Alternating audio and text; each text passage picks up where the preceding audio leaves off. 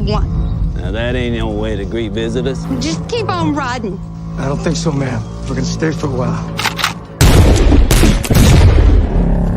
Darling, this gang hired, terrorized, and killed anybody that get in their way. I assume you're a lawman? Federal Marshal. You leaving again now? Wherever this Donner boy goes, he leaves a trail of bodies behind. Men, women, children. They rode in around noon, started to shoot. If I don't stop him, I will have blood on my hands. He's coming. Can I kill him now?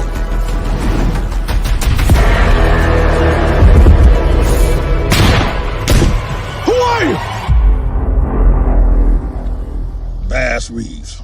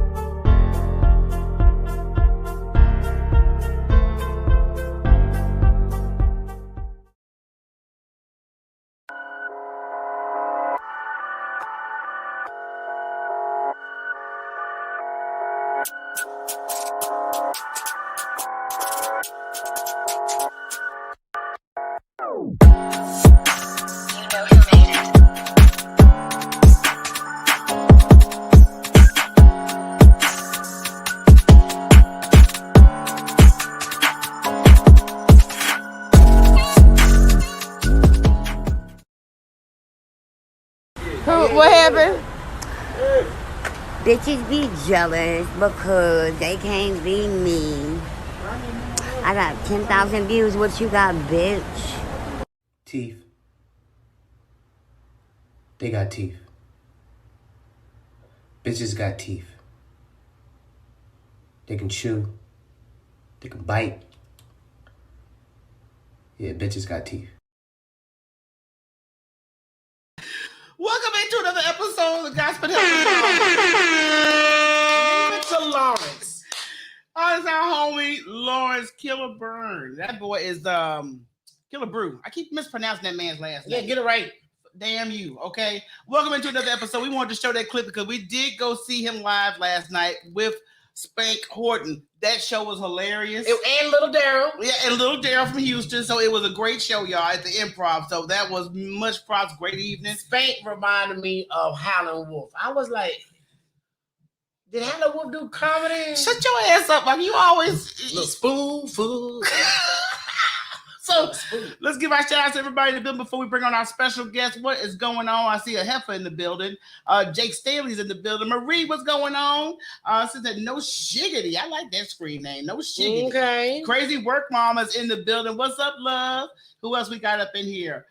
Miss Carol, I cannot pronounce your first name, so I'm just gonna say Miss Green. I'm sorry. You know, I'm not. We going through this. We winging it tonight. Okay. Granny Wiles is in the building. Granny, what's going on? And let's see who else we got in the building before we get on with this show. Oh, your birthday twin in the building. Hey, I see Mama Miss just came rolling in. Mama Miss is in the building. Dr. Candace just rolled in. Dr. Candace. I mean, yeah, y'all rolling in. Thank you, boo. Thank you. Thank you. And while y'all here, please hit that like button. If you have not subscribed to our channel, please take the moment to subscribe to our channel. And if you want to share a heifer, feel free. Because that's the only way you're going to share a heifer anytime soon. I know that's right. That's the only way it's going to be a virtual share. I don't spread these good cookies. Comedian Lil B is in the building. All our folks are in the building. So we're about to get this party started, y'all. You know, we've been talking about this man since we've seen him perform live. Now, I knew George off radio. I've seen him on TV. Never had I seen him live. It was an awesome show. That was the funniest shit. And if he's ever in your neck of the woods, people, I highly recommend y'all go see this man. But he is a radio personality, stand-up comedian. You've seen him on stages nationwide. Everybody, I want y'all to give it on up for our special guest, Mr. George Willborn. Now, Willborn, I want you to know, sir, that your country ass friend is in the comments right now. Where's the link? Where's the what? The backstage link. The same one you got in here. Oh, that's what he want, huh? He want to get. Oh, he want to be on with me. Supposed to be a special co-host today, and You see what black folks do? he's fucking up the first day of his job. How y'all doing, ladies? I appreciate the kind words, and it was great seeing you all, even under the circumstances that we saw you. I believe that you all was at a show that it was the air conditioner wasn't working, and it was all kind of things that was happening. But the show must go on. So I'm gonna tell you something right now. For anybody to work in the conditions, because the club we were in, it was like air was non-existent. There was no circulation. None. My ass, a couple other folks got COVID from that damn show because there was no circulation, man. So I'm just like, I heard a couple people say it was hot as wolf pussy, and I don't know how hot that was. I've never touched a wolf pussy, but I imagine it is hot because of all the hair and everything in the fur. But nevertheless, you know what? He said, it could have been hot like dragon pussy. you know. I never heard that damn term dragon. Okay, Yeah, dragon pussy because it blow flames. You know what? Anyway, but you pulled it off in that damn club. I know how I am when I get hot. I don't want to do nothing. No, I was done when this man walked off the fucking stage. Yes. Told everybody, cut everything. I don't cook nothing else. And that they fucking profane.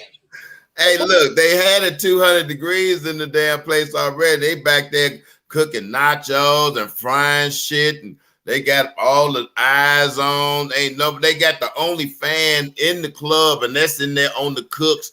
They still sweating. They got towels wrapped around their damn neck like pirates and shit. These are like pirates and shit. That's probably how folks got COVID. I bet them niggas was sweating. Man, I said, don't y'all cook another damn thing. Turn them fucking ovens off. He said salads only gonna come out this. Yeah, but Only salads. Don't fry another motherfucking chicken finger. Not another cheese curl. Don't fry shit. And the sad thing is, I hate to be like, besides the place being so hot, the food ain't that hot. Yeah, so all that heat for nothing. I mean, at least if you're gonna be cooking and burning everybody up, can you at least have some good shit coming out the kitchen? That's all, And I knew when you called 8 miles back there, I got a little nervous that I ate. Yo, you did eat? Yeah, we ate a little stuff because you always have to order something. It's a when 2-item minimum. It's a 2-item minimum, yeah. Right. And when I saw 8 miles, I was like, do I need to Lysol my mouth? This dude, 8 Mile came out. This white boy looked like he was, and I called him 8 Mile because that's the first name came to my mind when I saw him. He just looked like the character, he didn't really look like my man from Detroit. He looked like Slim Shady, and he was back there cooking, and he had at least 9, maybe 10 tattoos within this area of his face. So it was all over. So it's hard to identify, who the hell I was talking to. Anytime you get more than 20 or 30 tattoos on your face, you know that you have, you've gone through some things, but you were a little mentally unbalanced. Yeah, I did read an article where you have a tattoo placement, can determine your mental health. So that brother definitely need to go see a mental therapist. Health was definitely on the face. Yes, I got some too, but say not on your face. Yes. See, I got the 10 years ago that you may regret when you get older because it's on my stomach. Oh, really? Okay. What'd you get a picture of? What was it and what is it now? Thank God it's still a bunch of roses with thorns. I have not yet to regret it. It was thorns. It was what? Thorns? It's a bunch of roses. It's like a rose bed with thorns in them. And not what are they? Weeds and dandelions. That I have yet not regretted yet. I give myself about maybe 10, 15 more years. I may regret that motherfucker. You start out a dozen rows, you can only find 4 of them motherfuckers now. I tell said, my man, search him out with your tongue, nigga. Put a little water on them bitches. Make them say. What up?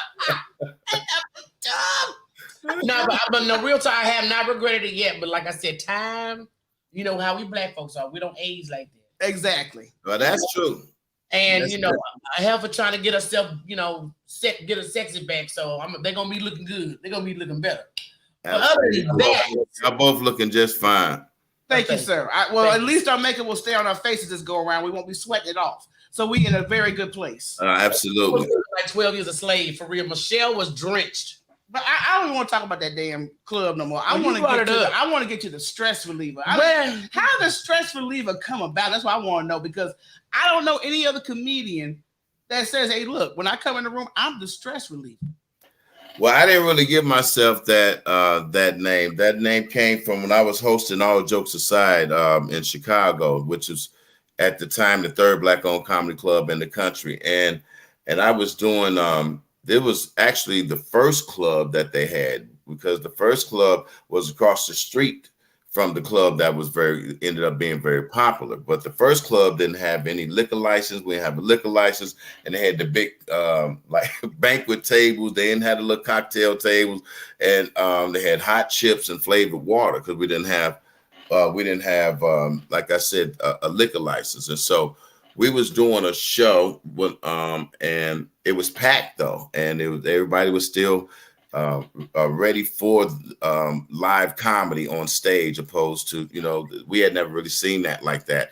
And I don't know if it was Jamie Foxx, it was somebody really big. It might have been Jamie, and he was in there. So the place was so loud and packed.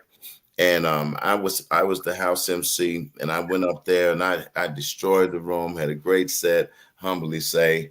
And then the guy came up after me, and I brought him on stage, the Chi-raq. He went up on stage, did 5, maybe 10 minutes or whatever, came off the stage. I came back and I brought Jamie or whoever that headliner was, and I went to the bathroom. I go in the bathroom, it's this guy bawling, crying. And so I just hugged the guy, you know. I was like, "Hey man, I don't know what's going on, but whatever it is going to be okay," you know. And it was him and another guy, and he was like, "Hey man, you know, you need to tell your other comedians how to, you know, tell jokes and not hurt people's feelings." I was like, "Well, what are you talking about?" Well, the guy before me had told a Jeffrey Dahmer joke, and just so happens the guy who was in there crying, his brother was the first victim identified as one of the victims of Jeffrey Dahmer, and he was very close to his brother, and he hadn't been out, and he wouldn't come out of the house and wouldn't open the shades, and so his family drug him out that night and said, "No, you got to get out. You got to, you know, get back into the world." And so they took him to a comedy show. He said, "Man, you was able to let me forget about my, my brother and what had happened." And in the next minute, another guy come back up there and then, you know, and said something that horrible. And so he said, you was a total stress reliever." And so his family started calling me a stress reliever, because I was able to, I had a few more words after that for him. And so that's kind of stuck after that night, you know. And then after that night, I understood that comedy is more than just, you know, I never took it for granted. You never know who's in the audience and what they're going through. You know, some people are there because they want to laugh. Some people are there because they need to laugh. So I learned that lesson that night. Okay, man, that's awesome. I mean, because you know what, that's something that people don't really think about if they do a set and it happens to be about something like the Dahmer situation. And there could be, you know, the family's victims in the audience, anything. Well, I mean, that happens all the time if you're doing current events or whatever, and if you're doing a current event about a tragedy. But I don't think he did it in a very in a good way, and he didn't do it in a way that it was received well. It's hard to do that kind of stuff anyway, without doing it without offending somebody. So, you know, that was some tragic mess there. Yeah. So sorry it wasn't a more fun I like the story. when I came up with the name. I mean, she did from a murder. Yeah, from a mass murderer. Yeah, I'm eating black folks and Mexicans. You know what? Jeffrey Dahmer gave me my name. You just said Jeffrey Dahmer gave you your name. She asked, you answered, bro. Oh, okay. Well, I'm gonna say this much. When I saw your set, man, it's like I said. You said you don't have no rehearsed set. Excuse me. Your friend said, "Can you please put the link in the chat?" The link is pinned at the top of the chat. Look, go I to don't the know top why. of the chat. You know what, Jake? Why Jake is special right you now? making people from the South look bad. You really are, brother. Listen, it's in the chat. Well, he'll be the first one to tell you. You know, Jake Staley's, a good friend of mine. He's on the road with me. First young comedian I've ever had on the road with me, opening up for me last year or so. He's been ripping shop. I have to admit, tearing up the clubs that I go in with me. But I don't know, far as brightness. I didn't ask what his educational, background was. I just met him as a comedian. So you all know him much better than I do. So if he's having problems getting in, it might be, because of that. I know he's a friend. It works with you. I'm just gonna leave it at that. Those kind of conversations need to have behind. Yeah, so it's definitely it's a comment in there with the Gossip and Heifers logo, big Gossip and Heifers in yellow. Yes, with a link next to it, sir. Yes, and everybody in the comments telling you, sir. So we're gonna get back to our interview, please, because this man's on a time limit. But now that you are the stress reliever, that is your claim to fame. But what is the thing that you like about radio? Because we used to listen to the Michael Baisden show all the time. I may be mispronouncing this shit, but sound like season. But Michael, that show, a bunch of radio you've been on. So, is radio still in your blood? And I think you still currently do radio. Is that correct? I do. Yeah, I still do. I'm on with Frank and Nina Brown, Frank Ski and Nina Brown. I do WHUR, which I've worked for them about 6 different times over the decades. So I've worked in Chicago. Been syndicated with Doug Banks. Syndicated with Michael Baisden two different times all over the country. And so radio is. I don't know if it's in my blood, but it's something that I just enjoyed, and it's something that comes very naturally to me. But look at this nigga. You look like you've been trafficked, and they trying to give you back. This man has the same problem almost every other Wednesday. Last week he got in with no problem. I just want to say, George, all this good shit I done said about you all this time. I've been talking so good. I'm like, yo, this is my mentor for real. Like, people be claiming people as a mentor. No, I say no. This is my friend now. This nigga's friend, my big brother. But you said some bad shit about me just now. No, I was just trying to. Listen, I'm just trying to make these sure. Heifers, these ladies, these 2 heifers here was trying to say that I don't know, man. It wasn't me, bro. I already know that. I know you're a scholar. I already know. I know how. You can't pay Queen Latifah and Della Reese no damn attention. Oh my God! You know what Della Reese again, Big Bro. Exactly. But radio is in your blood. You're still doing radio. Yeah, radio is something. Let me tell you, I wasn't even thinking about doing radio. Radio is something that a guy named Max Myrick, man, a good friend of mine, and Barry Mayo gave me my first radio job. And for me, it's been successful, and I think I've been able to reach people and connect with people just like I do on stage, because I've been able to be myself, and I present myself to you guys, the people, flaws and alls. I came from the South Side of Chicago, some humble upbringings, some humble beginnings, had some tough falls and like a lot of people had to overcome stuff. And I brought all of that to stage, and I brought all of that to radio. And sometimes, people aren't willing to be vulnerable, and I guess I've always been willing to do that, and in a reckless and fun, in a humorous way, but still, being willing to give of myself, and not give a facade or that I had to remember of some type of lines to remember, some type of persona to remember. What you see and what you hear is what you get. The stress reliever George Willborn that's it. Yeah, because you come across just naturally ignorant. You remind me of one of my best friends, my friend Brian Branch. Yeah. He reminds me of my homie Brian. Yeah, he does. And this man is ignorant for no reason. And that's why I love him to this day. That's the homie. But now that we finally got our co-host up in here, yeah, they copying off of me trying to wear the same color. Can you tell me what's it like working with Jake? I mean, like I said, we harass him on a regular basis, but please tell me what it's like. Nerve-wracking, very nerve-wracking, very, very nerve-wracking. I drink a lot of peppermint tea, and I do a lot of meditating before I even connect with him.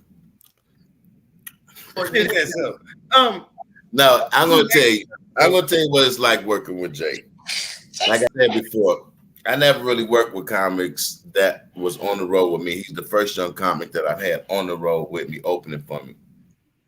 Mm-hmm. What I really like about Jake is that he's a student of the game. So I'm an old school. They call me a triple OG because that's how long I've been in the game, and my contribution to comedy has been such that, you know, others see me this way. And we came up a certain way. We learned stand-up comedy and entertainment a certain way. I'm even though I'm an OG, I don't knock the young guys. And now it's social media and what they call internet comedians, all that. However you get your hustle, however you feed your family. Why would I want to, you know, stop that or feel some kind of way about that? But what I like about him is he's a young cat, but he has a lot of the old school approaches to comedy. You know, he's a student of the game. You know, he'll get himself there. You know, like I didn't hold his hand. He fly himself in, put himself up. You know, and say if he can only get started out just getting guest spots. You know, if I had 10 minutes, I say I'm in Cleveland, whatever. If you want to get up here, you know, get 10 minutes. I ain't no money, but hey, he'll do that. And so he did that, and eventually, you know, and every time he was professional, every time he was funny. Every time, you know, gave him some advice, you know, he was willing to apply it right away. So that's a good fit for me. You know, I'm a city boy, he's a country boy, kind of, that's the other thing kind of fits, you know, he's an honest person, you know, I like that, you know. Right. You know, so it works out. Well, let me ask you this, since you had all this nice stuff to say about Mr. Jake, because we love Jake. Jake is the homie. But did he share any of his sweet potato pie with you? I don't eat sweet potato pie from men. Well, it was actually from me. Yeah, well, no man can present me any sweet potato pie, and you know, and I know it's a lot of male. Look, I know it's a lot of men chefs out there. So before you start hitting me up and hit me up at the stress reliever, before you start blowing me up on my IG, the stress reliever or the stress reliever, depending on what school you went to. But I don't eat pastries, you know, pies. Okay. You know, from men. I don't like that. You know what? He blackmailed me. Pudding. I don't eat no pudding. I don't want no pudding. Yeah, but Jake still owe me money because I brought a pie over there, and he didn't share with nobody. I had plates in there, folks for everybody. Jake said he didn't share none of I never heard anything about it. Can you make a good mean, as they say, a mean sweet potato pie? Because you know what the saying is: you can't eat everybody macaroni and cheese, you can't eat everybody potato salad, and you cannot eat everybody sweet potato pie. It's good, George. It's real good. It's something about that pie, man. I'm telling you, I think about that pie probably too often, but that pie really. I ate that pie 4 o'clock that morning. You know, I had to fly back out early. That early flight. Now, what kind of pie does she give you? If it's giving you all this stuff. Yeah, that was real thick, and he decided to eat half the pie at 4 a.m. and then hopped on a plane. Wow. Yeah. So, Jake, I love you, but we're gonna leave that. I don't know why you looking like that, Jake. You look like you about ready to slap somebody. No, I ain't slap somebody, but you got to tell the whole truth. If you're gonna tell some of the truth, tell the whole truth. I didn't say no. He got on the plane, and then the Negro had the doo-doos. Yeah, I had the boot on. Your stomach timer went off. Tell him about the timer, Joe. No, everybody has a timer in their stomach, you know, and it'll let you know whether you got time to make it home or whether you got to go wherever you are, you know. And so if you're on the plane and your timer go off, you already know, unless you're willing to miss a flight and get off the plane, you already know what you got to do. You know, you got to. Yeah, he insulted everybody on that airline, and then he got off the plane and went to McDonald's. Oh yeah, you just treat your stomach like real trifling, aren't you? You was like, F you stomach. But I love the way you guys, when you guys were performing together, I like the way Jake sets it up, knocks it down. You come on stage, set it up, knock it down. And I like the balance you guys both bring to the stage. I mean, 'cause like I said, we've seen both of you guys independently, but I was knocking on earlier that you don't usually have a set. You know, there's no line of jokes, there's no script. And the way you worked that room that night when we saw you perform, oh my God, I ain't never laughed so damn hard. We were crying. But at the same time, are those regular challenges for you? I mean, not just the temperature of the room, but sometimes you got to work with some folks that ain't being cooperative. Yeah, but that's okay. You know, I've been doing it a very long time, you know, and for me, I have tried very hard over the years to just be a total commitment to the craft of stand-up. And so with doing that, my show has kind of transformed. It's like it's nothing I've seen. I didn't have people fall out in my show. I didn't have people fighting women that had busted their husband, cheating in my show. I had the lights go out, the mic go out. I had a rat run across the floor. I've had every type of scenario you could think of ever happen. So I you know, as far as the comedy and the set, I do what I call work without a net. You know, my comedy is kind of transcended from a comedy show to a comedy experience, in that I don't know all the things that I'm going to say. I hear the jokes when you hear the jokes, but you know, it's me working without a net and me being comfortable enough through the years and be connecting with my audience to know that even if it's something I'm coming right off the cuff with, I know that it's going to be funny and it's going to be enjoyable for all of us, because that's the funniest and probably the most difficult thing to do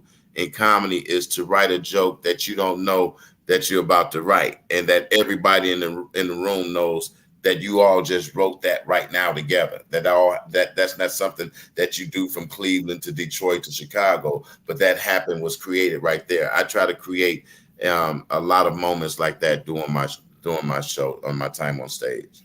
Yeah, I like the way you work that stage presence, but I think it's also a different kind of flavor when you're a comedian from Chicago, because y'all have a distinct type of humor that I think is just, that Chi-town is just nationwide, and you got so many legends that come out of Chicago. No doubt. I mean, we are the and everyone knows that we're the top city when it comes to stand-up comedians. We always have historically. You know, I don't say that arrogantly. It's just a matter of fact. And the cities like New York and DC and the South, and you know, places that really have great comedians, and Detroit and all that. Hey, there's nothing but love. St. Louis, look, I know all them cats. You know, but they would all tell you, you know, in their heart of hearts, they know the hitters come from Chicago, but we have we cut from a different cloth because of the city and the grit of our city.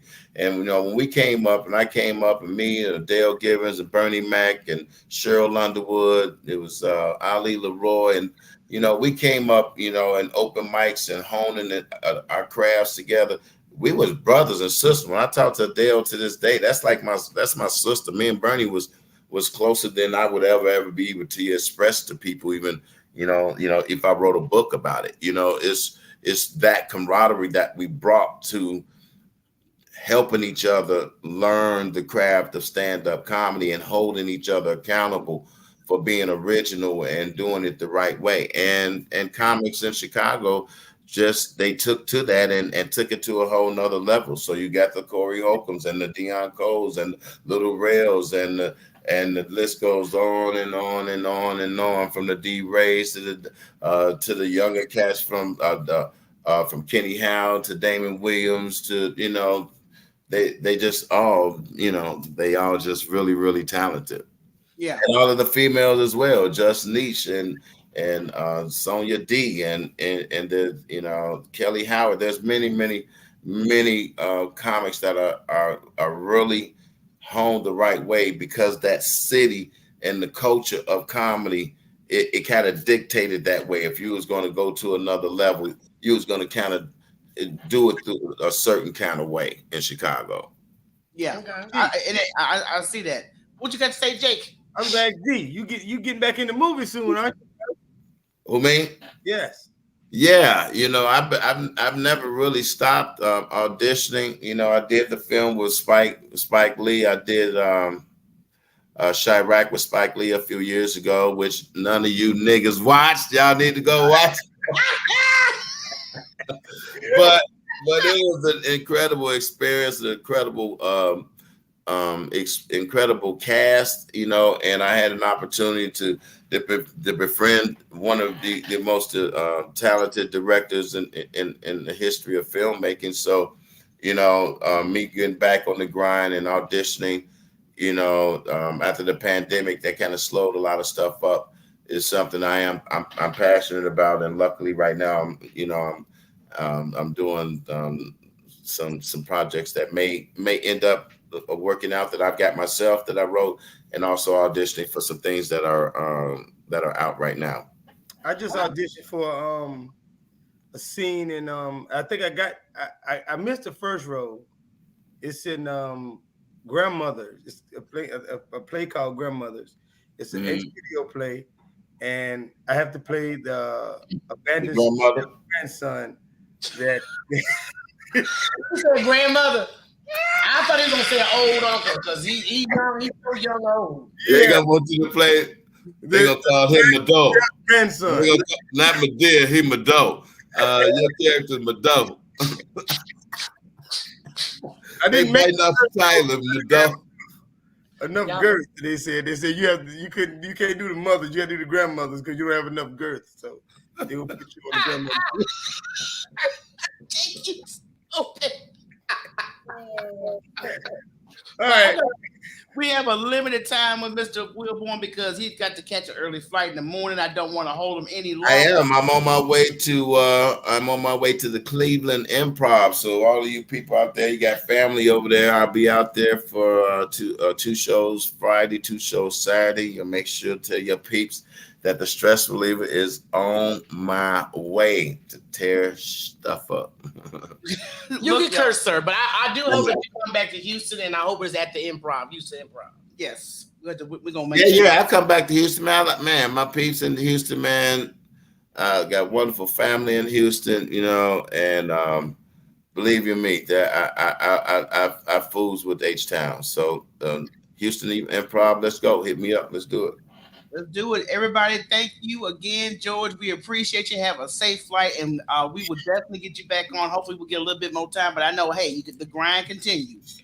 No, the grind does continue, and when I heard that you two heifers wanted me to come on your show, I said, you know what, how could I not? I really appreciate y'all grind. I appreciate you supporting comedy the way you do and supporting comedians. We really at a time in this country where it's time to laugh. I got my podcast that I'm about to relaunch, Willborn's World. So you all look out for Willborn's World, the podcast. Y'all make sure you go follow me on my Instagram at The Stress Reliever, and check out my YouTube page. Obviously, George Willborn, check out my YouTube page, because now, I didn't used to be in the social media and involved into it to a degree that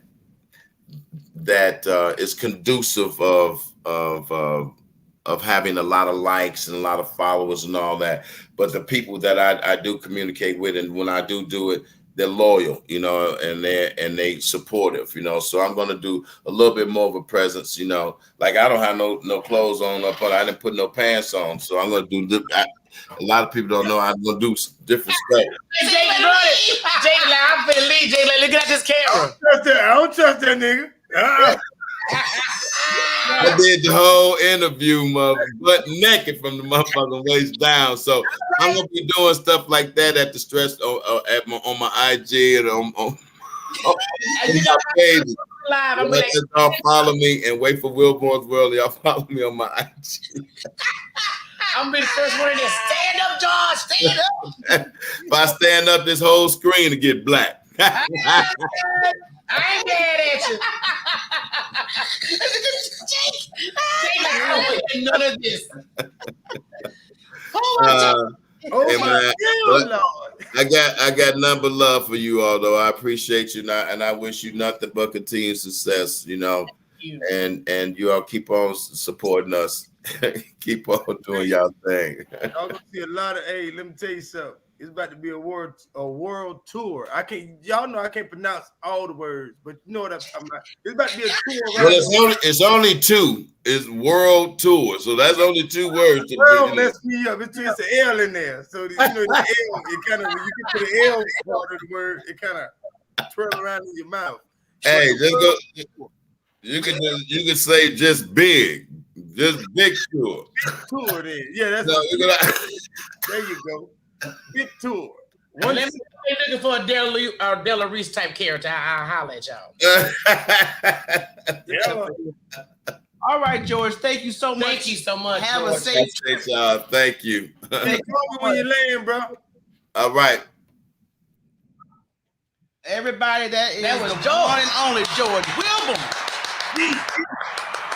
I was trying to because there was some serious flirtation going on in the comments. Yeah, I think he married ladies. I think he's taken. I'm not sure if his chocolate status is taken. But we don't play matchmaker on here because we're still working on our shit. And look, he's still backstage. He heard that y'all been on his slutting.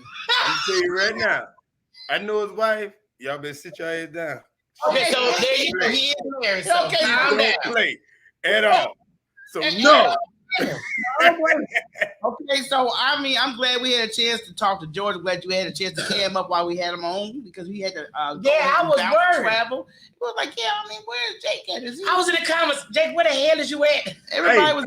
The link is not pinned at the top of the damn thing at all. The link ain't pinned up there, but they want me to be a genius and go and find the link. I'm all in the damn inbox trying to find the damn link. You know what? It's amazing to me.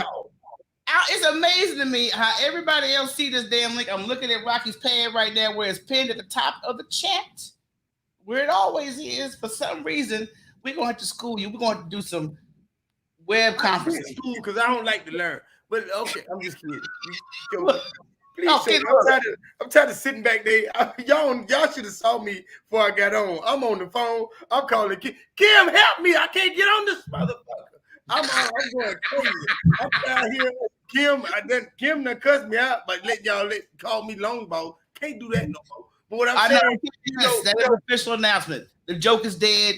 I'll find something at your long. We'll find something else. Your long-toed fucker. We gonna go to a quick break. We'll be right back, y'all.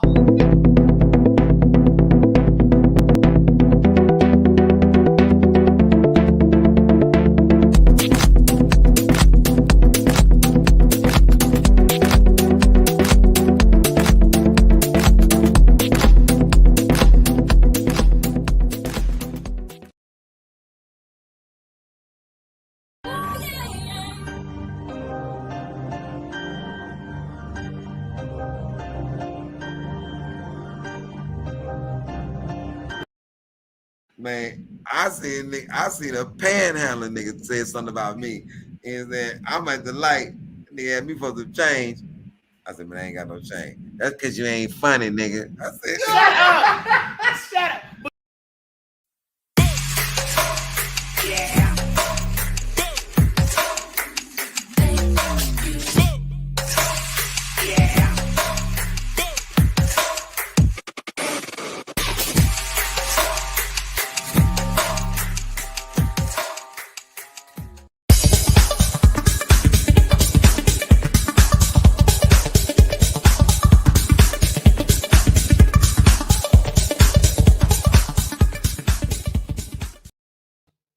All right, we are back. Welcome back into the Gospel Heifer Show. I want to make a quick announcement now. When Godfrey come on with his God blessing, lovely Nigerian looking ass, he is single, ladies. Y'all can flirt with him all day. Yeah, we're going to start looking at the marital stats of our guests. Yes, so when Godfrey comes on, flirt away. You can flirt away. Okay, so Jake, you all right? You seem like you got a little constipated of, I noticed something while we were on with George. I respect who the guest is. You know that. I don't talk much. Because it's not my interview. It's for me to sit in and chip in when I need to chip in. The only reason why I started talking is because Della Reese said, Jake, say something. So I just started saying something. Yeah. But I noticed in the comments, there was a woman under an alias saying some of the similar things that a lady named Drama liked to say. And she was saying all kind of old dumb shit in the comments about my head big as a globe and all kind of stupid shit. I like to let her know that she can take her lips and puck them up as hard as she can and kiss my goldfish ass. Your goldfish ass? Goldfish ass. You know what? It's a special place that Drama has for you in her heart. I think Drama is a sweetheart, and I have to understand that, you know, you fuck with me too sometimes, Jake. You think you what? You fuck with me sometimes too, Jake. Because the reason is because y'all give me a good energy. I'm a shit talking person. I like to have fun. Y'all give me that.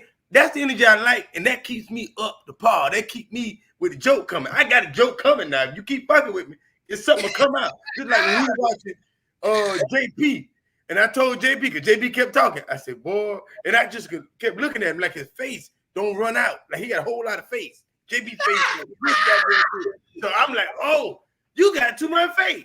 Well, see, that's how I come up with shit. Because I watch, I analyze what's going on, and I say, fuck it, I go with it. It's too bad JP not in the building because I love to harass JP. I don't know what that is. It's fun to fuck with certain folks. You know how it is, Jake. Yeah, I just tell folks that's because we're the gossip and happens. Please single that out to this heifer. Yeah, give the energy to the one that gave it to you. We're gonna be on this bitch 3 hours tonight. But now, you know, while we got Jacob, and then you had some stories because I got some stories. You didn't do the stories because Willborn had to. He's on a travel. As I said, I respect people's time, y'all. So let's go ahead and get into some of these topics we got. Now, Jake had an awesome live. If you guys are not following him on Instagram, please do so. All right, because Jake is he has some topics that are serious, and then he also has some way of having a conversation where it could turn hilarious. Well, just like that. Me and Jake actually agreed on this one that he had. Yes, he did. He did. We normally don't agree, do we, Jake? You know what? What's that bullshit I'm talking about? Let me go ahead, play this footage, and we're going to have a little feedback on what's going on with this footage. No, I'm not here to play games. I know, but I'm going to. Put your hands behind your back. Mr. Brooks, I'm going to. Put your hands behind your back. Sir, you don't have to. You don't have to. You do not have to. I'm asking you, why am I putting my hands behind my back? You're under arrest. I'm going to sign the ticket, but why am I under arrest? Sir, she's about to sign the ticket. I'm going to sign the ticket. She's about to sign the ticket. That's all you wanted to do is sign the ticket. That's all it is.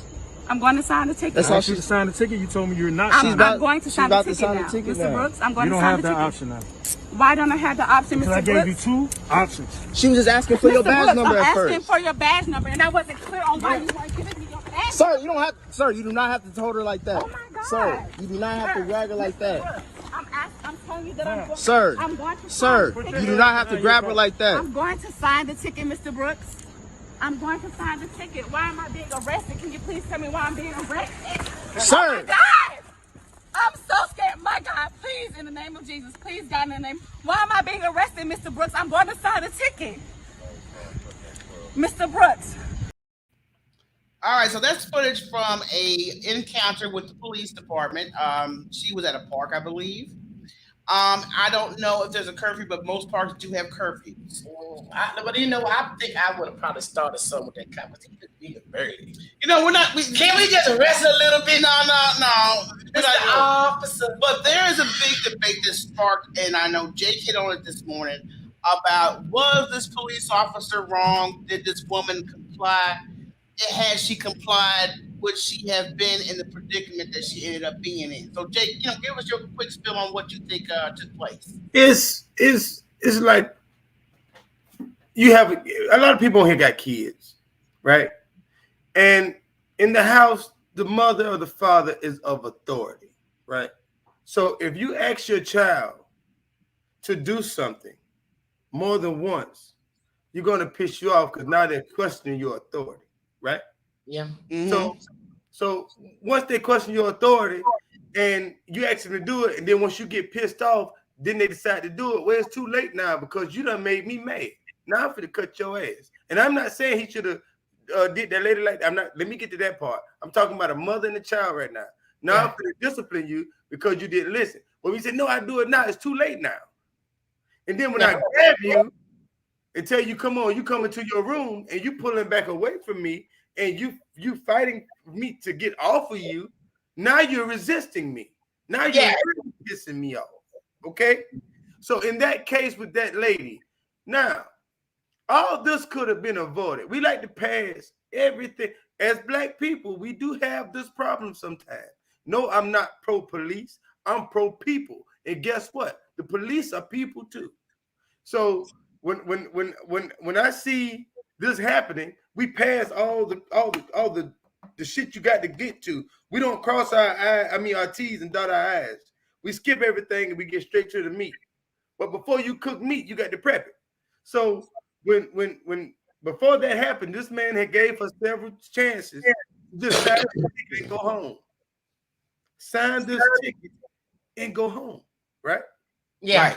So when you said no the first time, in the second time, now you want to sign it because now you going to jail, and then you keep saying, "Why are you arresting me?" Because you didn't obey the officer. That's why you're getting arrested. So instead of you just putting your hands behind your back when he said you're arrested, because that's what you're supposed to do when they say you're under arrest. When they say you're under arrest, you put your hands behind your back, you get the cover, go to jail. Yeah, that's the officer, and then stand off with him. Like, no, you're gonna tell me what I did. Oh, she was walking backwards and did a spin on him. Did a spin and then snatching off him, and then he's stronger than a woman. He's strong. Y'all act like y'all not strong. First of all, I'm gonna say this. He did not body slam her. Let's get this correct. What I clearly saw was when she did a spin, he grabbed her arm and spun the bitch again until she fell. So she wasn't slammed to the ground. She wasn't beat up. She had to be handled. He handled her. And I'm okay. Go ahead, Jake. I'm gonna say this. If that was me and my wife, and that cop had slammed my wife on the ground, body slam, like everybody's putting this shit out to be. If he had did my wife like that, he had to shoot and kill me out there. Understand? Yeah.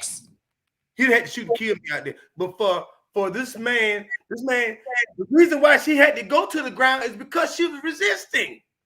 Look at what she did. She put herself in that position. But people in the comments are saying that there's more footage that was actually from the beginning of the incident, that the gentleman with her actually signed the ticket. And then Dr. Tyra is saying the guy with her signed the ticket and showed his ID when asked. Okay, and then she was supposed to sign it. Yeah, so so evidently the man did what he was supposed to do. She denied. So therefore, this reminds me of that movie I hate so fucking much, Queen Slim. Queen Slim. And I'm gonna tell you why I hate this movie. It's because in Queen Slim, the woman started all the shit, making things extra and more difficult. And I say, this is why it makes me mad, because as a black woman, I do not handle myself this way. I don't carry myself this way. That would have never happened to me. The cop would have had no reason to have to flip me. Because after my husband would have signed the damn ticket, I would have went and signed the ticket right along with my husband. Just keep the drama down. Okay. The man signed the ticket, right? Man signed the ticket. Both of them got cited for being in that park after hours. This is what I'm reading and what I'm thinking going on. So if this is the case, this is what happened. Both of them get cited. They didn't get pulled over for a speeding ticket. No, they both was in this park when they weren't supposed to be. So they got a ticket. God knows what they were doing out there in the dark by themselves at the park. Ain't no telling. So when he signed his part, she wanted to be an ass. She wanted to cause a scene. And that's what she did. And she got it. She got what she was looking for. So all this shit about, all this shit, that's what we like to do. We like to rant and rave instead of looking at the right shit. We like drama. I like good trouble. Damn the bad trouble. That's bad trouble. Let's have the good trouble to get into. That's not good trouble. You could have lost your life out there, man. Now, I'm not sure if you guys can see it, but this is the footage that Dr. Tyra just sent me. It's actually showing the gentleman involved signing the ticket. With no problem. With no problem. Okay? So he's signing the ticket, as from what we see. So far, she's standing in the background. She got her hands on her hips. She looked like she got an attitude by the body already. She's sitting like this. So I'm gonna finish watching that video later. But like I said, just from the footage that we saw, it seemed like she was not compliant, and that she may have made the situation worse. She did. I'm gonna watch that video, but that's a fact. Sometimes people can make the situation worse. I'm telling you. There are accidents where the police department does get caught up in here and they do the wrong thing. Yeah. But half the time, y'all need to just go ahead and chill, comply, dispute it in court. And I know some people say, well, if you sign it, that means you're admitting guilt. That's why you could go to court. Look, it's a goddamn ticket. It ain't like she was caught stealing. It's not like she was running from the police in a car, hitting and, like this woman that just recently killed a bunch of folks in California. Mm-hmm. This is a minor situation. It's not going to be a police record on you on file. Exactly. So let's talk. What you say? That was intentional. She meant to do that. So you watching the footage right now? I'm not. I can't see it. If somebody could send it to me so I can see it. Dr. Tyra said she sent it to your inbox, probably on Instagram, so you could definitely check that out. But look, while we were on that, we wanted to touch on that real quick, but I definitely want to touch on this next topic right quick. I'm not a big fan of Kevin Gates, but when Kevin Gates speaks, he makes sense. He does. And why he does not support Black Lives Matter. Check out what he had to say. Like, they got mad when I said I don't support Black Lives Matter, because who they matter to? We kill each other all day. We talk about each other all day. You know who talk about me the most on the internet? Niggas. Niggas. You know what's worse than a nigga? Two of them. Make you don't want to be a nigga. Yeah, man, it don't be nobody else talking about me. It be niggas, my own people that look like me. Talk about me like a dog. Kick me when I'm down. Can't wait. look at Gates. Went to jail, they celebrated, clapped their hands, it was happy. I don't look at color and see race no more. I see real and fake, that's it. Yo, I'm dead. When that motherfucker This said was what's worse, crying laughing. yeah, I was cracking up laughing. But when that nigga said what's worse than one nigga is two niggas. I was laughing my ass off. Damn, y'all. Look, I understand where you're coming from, but people have got to understand. Every race kills their own race. Black people have only been the only ones put on the forefront and given a name, black on black crime. They have studies that have proven you kill what you live around. So if you are a rich white person that happens to be a little psycho, you're going to kill other white people. So let's scratch that off. I will agree, though, with the crab in the barrel crack. We love to talk about each other bad. We love to be disrespectful. I hate Jake. I don't want Jake to make it because he getting more numbers than me. Right. Let me do a post. Jake buying fucking followers and likes. So, I understand where he coming from because we do that to each other. The shot. Now, Jake actually had this happen recently. We all know this. But my thing is we do unnecessary things to each other instead of focusing on ourselves. Hold up, this Jay. So Jay, how do you feel about this comment that Mr. Gates made? Fuck the comment. I want to talk about what you talking about. What are you firing?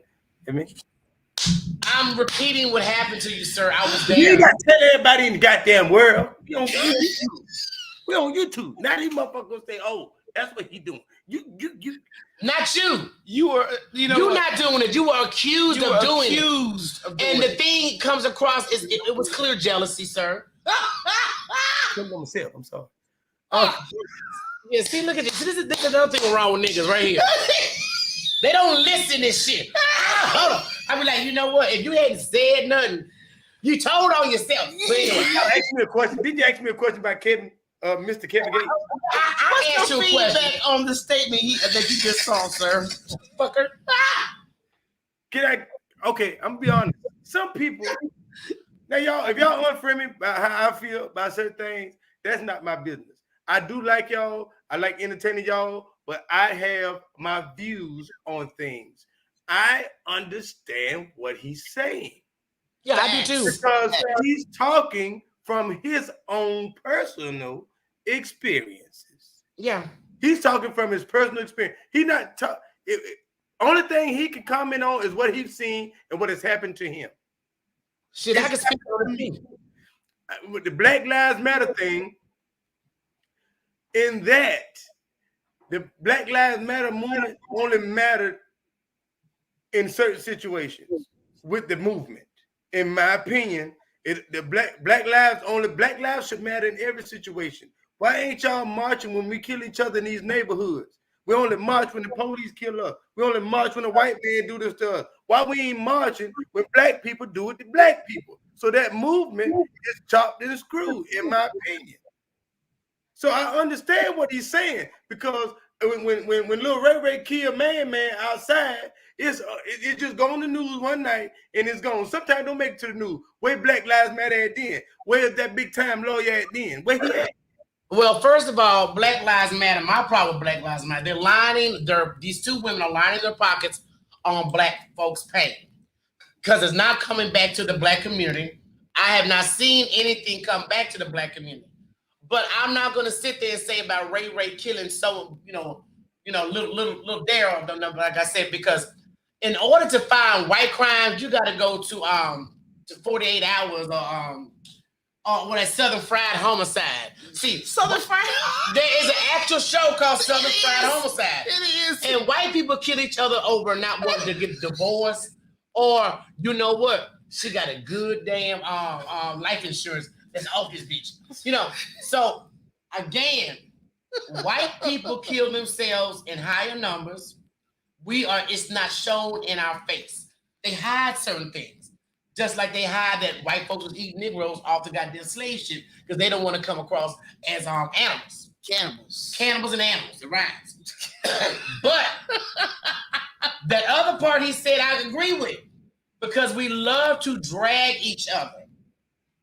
When one person is doing good, instead of applauding this man, yo, his numbers went up, he doing good.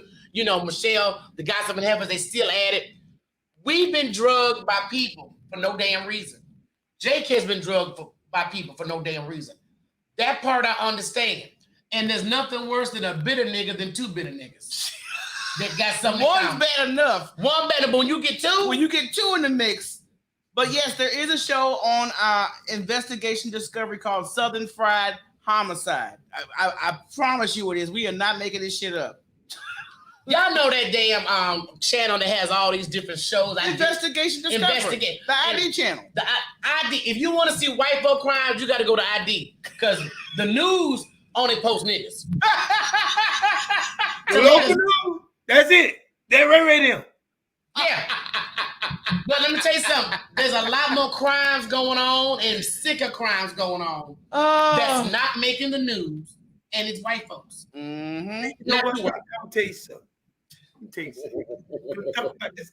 These people, every time we stand up and we talk about us, we a sellout. Or we this. Oh, you shouldn't say that in your black man and all this shit. Like, I don't know I'm black. Shut the hell up. You know who's black. You know who's doing up. Who? I'm gonna ask y'all a question. Black people that's in the live, and I'm on this damn thing with Gospel Heifers, rocking the chair. Y'all man. Just go. Take your shot. I'm gonna ask you something. In your lifetime, I'm 37 years old. Y'all 35 years old. In your lifetime, who can you say have done you wrong? Who has wronged you the most in your life? Well, being where my settings and where I lived, I've had both. But when it comes, I'll be honest, the worst manager I've ever had was a black woman around my same age that decided to have a bunch of babies before she needed to, and she was out of shape, and she was mad with me. Jealousy. But I'm going to tell you the difference between black women and white women. White women, you don't see their asses coming. They your friends. They smiling. Black women, we laugh. I can't stand that hoe. So I already know why I staying with you. White women quiet. When they don't like you, they quiet. And they got that dagger going slowly and by the time you realize, it's too late. Mm-hmm. I'm going to break it down a little bit more. Okay. Not in the world. Not in the world. Jobs and all that. In your personal life. Right. Your personal life. Who has had you looking down at yourself, or who has pissed you off to the point to where you wanted to, get physical, and they just hated on you the most? Who was? Because a boss lady don't hate on you. She just fire your ass or something like that. But who's hated on you the absolute most in your personal life? And I'm gonna tell you, it's black people. I'm gonna say I love black people, but that's the most pain and hurt and betrayal. Your family. And thank you, because somebody showed family. I saw that. But it's sad that we have to say that, because I'm gonna tell you where it stems from: slavery. Because nobody ever gave slaves trauma. They always pitted black folks against each other, and we've never been taught to really harmonize and unify together. That's right. That's the secret. The damn separation is the key ingredient to why we are not together as a community. But I'm gonna tell y'all something, because my experience is different. I've had everybody across the board piss me off. And I've worked at a place where I worked with a lot of white women and 2 other black women. Now, this hoe wouldn't fire me because I was too damn good at what I did, even though she was jealous and kept up shit to the black woman. And Michelle knew who I was. I'm talking about. Yes. Hoe tried to friend me on IG. Bitch, we didn't like each other in real life. But you have never seen Petty to agree. Because most white women that are like that mentally, black women are not supposed to be their competition. Right. Them white boys wanted me. When I tell them white boys to always try to ask me out, go out, I had a white woman had the nerve to tell me, I see you cross the street. Bitch, at any side of the street I'm on the right side. Now, I always had a Malcolm X answer for a nigga, okay? And when I say niggas, I mean white niggas. You don't understand the degree of pettiness I dealt with. This guy. Now, I'm just telling you, look, real talk. My daddy would take the same thing with his background. Oh, God. You gonna have some slimy niggas. You gonna have some. Yeah. But when I had to deal with the most backstabbing, low life shit, it was white women. Now, that's my experience. Right. Man, y'all man, if I go right ahead. You sure? I just don't want to impose on every. But look, one of my worst experiences was this guy. Now, I was around 6 years old, and no, nobody played with my doo-doo, so y'all don't even play with me like that. Doo-doo. Who said doo-doo? Okay. Play with the doo-doo. No. But I was about 6. And I remember this guy. Is that drama came up then, drama? Good guy. Always had shit going on. And he disappeared. I turned 13. I saw this motherfucker again. Met him. I'm talking about my daddy, y'all. This nigga walked out on me and my mama. Well, he didn't walk out. He beat my mama and stabbed my mama up and left us when I was just a little kid. My mama caught him doing drugs and slapped it out of his hand. I wasn't 6, I was 2. I just got corrected by my sister. My sister was watching, and I was 2 years old. And he left, he beat my mama, did all this shit.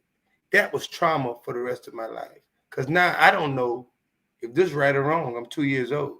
I was raised by a single mother, and then I got abused coming up by cousins because I wasn't the most popular cousin. I wasn't the most, I played a lot, but I just wasn't, nobody liked me. I had a nappy head, little ugly little boy running around like a fool. Yeah, shit, yeah.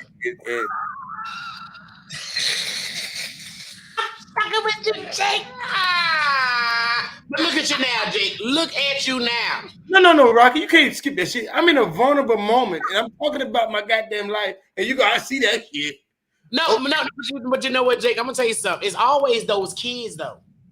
The ones that don't fit in. You didn't fit in. There's always those kids that didn't fit in. Bypass all the motherfuckers that was harassing them. My uncle told me I was gonna be a crackhead like my daddy. I remember you telling us a story. One of my uncles, I told him I go drive a truck. He told me you ain't gonna never amount to nothing. One of my uncles used to kick me when nobody was around. He just used to kick me. I got my uncles, old niggas. My other cousins used to beat the shit out of me. I had my head dumped in commodes at home, not at school. I was abused. My mama would work that night. She didn't know this shit was going on. See, I wasn't no motherfucker to tell on nobody. I was the type. I sit back. I'm gonna get you back. You don't know it's me getting you, but I'm gonna get you back. You know what I'm saying? So I didn't tell my mama because she was gonna address it. But one night, I was hungry. Nobody gave me no food. I wasn't allowed to eat this day for some reason. I was bullied by everybody, y'all. Aunts, uncles, everybody. My mama tell you the same thing. And my mama got home from work. It was 3 o'clock in the morning. And I'm still up. My eyes, y'all think my eyes big now. Take 100 pounds off me and make me goddamn 4'11". My damn eyes like raccoon. My mama walked in there. She thought the lights was on. My goddamn eyes was wide open. My mama come in and said, boy, why you ain't sleep? I said, Mom, honestly, I'm hungry. She said, why you hungry? She went in the kitchen, food then got cooked. Everybody that ate his food left that I can't touch. That's my mom, what's going on? She said, why are you hungry? She went in the kitchen, saw the food, came back, and she said, why are you hungry? I said, they didn't give me no food. They said I couldn't eat. Oh, Lord. My mama kicked my aunt bedroom door down. That's what I'm talking about, mama. And she went, and my mama woke the whole fucking neighborhood. Our neighborhood ain't supposed to be, but my aunts came out of her house up the hill, like shit went big. And I'm sitting back, an hour rolled by, here come the police, and my mama done told this shit up, right? But I'm sitting on the porch, and I'm mad. They think I'm crying because my mama here acting crazy, but I'm really getting emotional because I'm still hungry. I want something to eat, Mom. Damn, right. Take me to Wendy's and get me a 4 for damn 4. I want something to eat. But my mama did come. She got me. She took me to get something to eat, bought me back, and I was trying to eat in the car because I was that hungry. She said, "No, what do we get back?" You gonna sit in the living room and eat. My mama was the boss. I'll tell you that right now. I don't blame your mama because I would have kicked everybody's ass too. I ate, baby, over hungry. Yeah, she made me eat in front of everybody, and she said, "Y'all watch him. If anybody in this motherfucker doing this, he need to be doing the same thing. And if he not, we gonna have a problem again. And this time, a motherfucker leave me in the body bag." That's what I said. Damn, I'm sitting there eating and I'm smiling. I got bacon juice. Okay. But my mama flipped crazy. I had a rough child. Y'all don't understand. I had a childhood.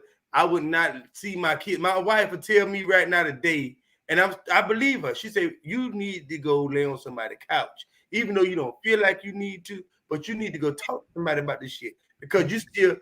My anger, my goodness, I'm scared of me. That's why I don't get mad with people. I just leave them alone. Y'all know that I do that on Instagram. I don't really go because if I flip, I get on the airplane because that's just how I fool my mind to go. So I just move people. I remove them because I don't have that energy to give out no more.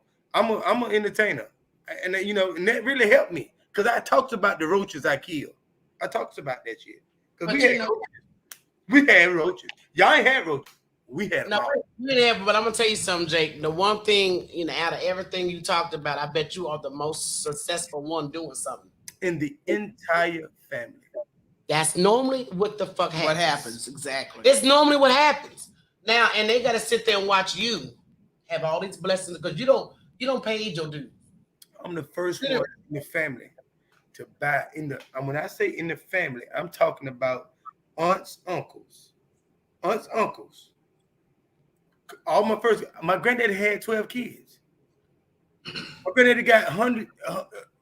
Between grands and great grands, he got hundreds. It's a bunch of us. I have a big family. I'm the first one to buy a house. I'm the first one to leave the country. I'm the first one to travel the country. Yeah. And who eating the most now? Shit, don't make me put my. Your name is Jake. Y'all mind if I drink some water while we on this? Shit, I'm drinking wine, nigga. Help yourself. Everybody, this is a chill format. You know, we ain't gonna be doing that damn Shawshank Redemption. Can I go to the bathroom shit? So yeah, nigga, you what? Shit. But you know what? I'm sorry. No, but I was just gonna say all that hard shit made you who you are. Yeah. And I know a lot of comedians use their pain. Funny. They use their pain on stage, and that's your therapy. I'm gonna tell you what hurt me so bad. It hurt me bad when I look at people. When you got a title, and your title is auntie, your title uncle, brother. When I watch my oldest brother, it's time to go back to school. My mama ain't had no money like that. My mama ain't had no money to go buy me no Jordans. But my oldest brother used to take my sister and buy her 2 pairs of Jordans before school started back. Motherfucker didn't even look at me. I'm the baby. I'm the youngest motherfucker. He take my sister and buy her shoes, make sure she got her hair done for school. I remember one year I went back to school. First day of school, I had a nappy head and the shoes from last year. And it was tacky day. This is when I became a real comedian. It was tacky day. Nobody would really pick at me in school because I didn't get bullied because I was now one white boy started bullying me. Then Big Cliff came and whipped his ass, and that was the only attempt of bullying I got. And I couldn't beat him. I couldn't beat that white boy. That was a big motherfucker. But it was tacky day at school, and I remember I was coming from the 8th grade to the 9th. So the middle school was right down the hill, high school up here. So this year I'm up here, and it's a jokester named Jacoby Richardson in Airport High School. Nobody picked that Jacoby because Kobe, like that back and forth shit, Jacoby would tear your ass up. Nobody picked at him. When I got to high school, it was tacky day, y'all. It was about the 3rd day of school. You know how they do it when they first go back, pajama day, tacky day, all this shit. Right, but see, my tacky day, when it was tacky day, I'm like, shit. I'm always tacky anyway. I'm just putting that regular shit on. But I'm gonna get up a little bit. I put some dress pants on. I went to school. I'm all fucked up. I got a necktie on, a t-shirt. And he saw me, and when he saw me in that breezeway, he went in on my ass. When I tell y'all, I told this nigga ass up for 30 minutes. I swear to God, the resource officer was standing there, teachers and principals came. I wasn't fighting him. I was joking on his ass. And the last joke I told him, that's when I found out I was a comedian. I put this on my loved ones. When I told that nigga, I said, nigga, you so black. You got to wear white gloves, these Tusa rolls, so you don't chew your fingers. Stupid as hell. So you don't bite his damn fingers. You about an ignorant ass. When I told him that, when I tell you, it was a raw. And I became the most popular kid all the way through high school. That shit, just running your damn track. My classmates say that to me now. They'll tell me that. They'll tell me that joke. They'll say, you remember you said this? I told him he was so black. I kept coming to so black because I watched a lot of comedy. I told that nigga if he was a time, he'll be 11:59 because he damn near midnight. Man, look here. Look, your ass had already went to the blackity black, but I appreciate you sharing your personal story with us because it actually helps a lot of other folks recognize, hey, I may have been in a similar predicament, but look who's shining now. And it's always like that. Always like that. And if God asked you to do it all over, but if you lived a good life, you can't be this awesome comedian. You can't be it because shit. I do it again. Well, I'm gonna tell you something because I didn't want to linger on that one too much because I wanted to get to this goddamn Donald Trump story. Girl, what him pleading the fifth? What you think, Jake? I mean, that shit. Let me tell you something. First of all, I was downstairs. Let me decide. I was downstairs with my daddy, and daddy's like, "Wait, hold up, shh. They raiding Lago." I said, "What?" My nipple said, "Boop." They doing what? Because I'm sitting like, hey, yeah. This Negro, but this is the first time you ain't You ain't special. And this is not a politically driven investigation. No, it's not. Okay? Let's get the facts straight because folks are thinking, oh, it's a Democratic witch hunt and all other nonsense. No, it's not. It's about criminal activity.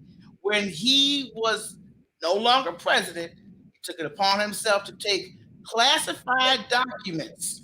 Severe, and some are like double classified. Now, the funny thing is, before he left, he was told, yeah, you cannot take certain things out. And I wasn't surprised when I heard he had the Kim Yu letter. It was a love letter from his boyfriend. I wasn't shocked. I bet you he probably smelled on that every other day. But then when you come to find out, they found other shit they wasn't expecting to find that was so classified, they couldn't even put it in the paperwork what the fuck it is. You're right. So you looking at someone that's taking sensitive paperwork home. Only God knows who's seen this, who's around, who is he telling this stuff to. Because this is like certified shit that actually may put the country in a danger, whole different situation. So everybody's getting hyped because I know there's some folks who don't care for Trump. I know I'm one of them. But at the same time, is this going to be like a showboat, or are you going to actually do something that's going to make him pay some consequences? So, he ain't got no. Again, I say, it's my opinion. That's my opinion and a little bit of truth. All right. So, Trump's house got raided. Let's say they're going to raid my house, right? Mm-hmm. And they put me in this room by myself. Say, hey, Trump, we can raid your house. This is what happened now. I want y'all to hear this shit. They pulled Trump in the room. I'll correct you, but go ahead. Someone was warned, but it wasn't Trump. You ain't seen, okay, whatever. All right. So Trump got pulled in the room and said, hey, nigga, they can raid your ass. Who? FBI. Okay. Trump called his homeboy that's over the FBI. Hey, man, y'all get ready to raid me? Yeah, man, who you want us to send? Send McMichaels and Luther and them. Send them in. Don't send. He picked. Yeah, no, he could.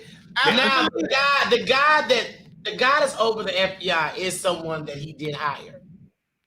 And the first thing he fucked up is you can't hire an actually good officer.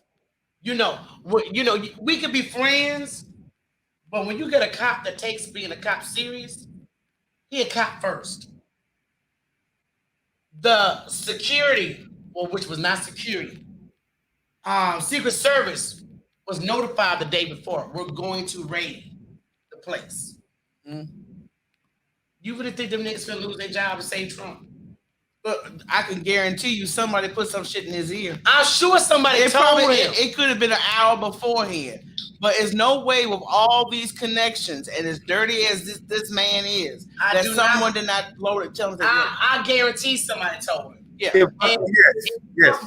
Really felt that he probably left a lot of people in, but that man he hired for the FBI did his fucking job. And they evidently did not do enough head start because they found stuff that they wasn't looking for. I believe. Now, Trump, I know a lot of people don't like Trump, but let me say this. When Trump, you said mute me? No. I said put him on full screen. When Trump was in the office, okay, y'all get your wine and shit, because we're going to be on here a little while, I believe. When Trump was in the office, gas was cheap as hell. When Trump was in the office, there was PP loan floating all over this motherfucker. Trump gave money back to us. Trump is a dirty dude in his own little dirty way. He shit a lot of people out of money. But he made the United States of these here Americans give us some money back. Not Joe Biden would lock your ass up for it. You think Trump would have locked you up for that PP money? He gave it to you. Joe Biden wouldn't lock us up for money the president gave us. I didn't get none. I can't hear you. Sorry, but the heifer too had to go for a restroom break, so that's why it's a solo heifer here tonight. Oh, badass bladder. Get your stinking ass onto the bathroom. You know what? We're gonna get back to this. We're gonna take a quick break. So anybody needs to go run to the restroom, grab your your refreshment. I'm gonna get some wine. Okay, we'll be right back, y'all. Don't y'all go anywhere. It's the guys. Ooh, sick ass. 1, 2, 3, 4.